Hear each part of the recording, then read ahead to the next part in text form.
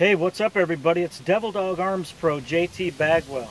Today I want to talk to you about changing weather conditions and what you need to do to be successful. 2 days ago I was on this lake and the high temperature was almost 80 degrees. The fish were relating to grass and I was catching them on swim baits and lipless crankbaits out in that grass. Today, 2 days later, I don't know that we've made it out of the 40s today. It's 3:30 in the afternoon and only about 20 minutes ago was I able to take off my hooded sweatshirt because it finally warmed up enough.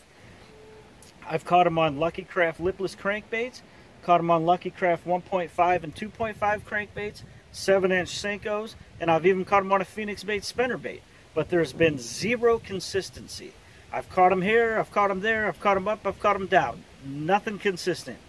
So a little while ago, I switched to a 1/2 ounce Phoenix baits jig with a Yamamoto Psycho Dad trailer.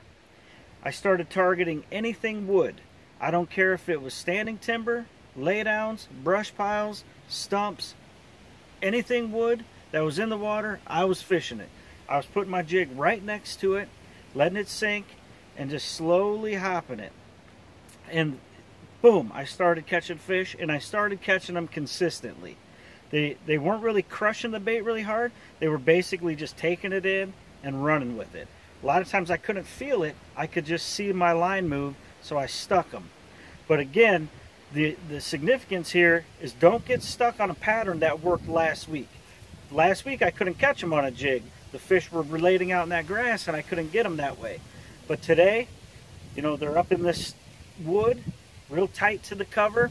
Some of it is under, you know, submerged where I can't really see it, so I got to look really close with my Wiley X polarized glasses and I can see it down in there, and I just flip my jig right to it.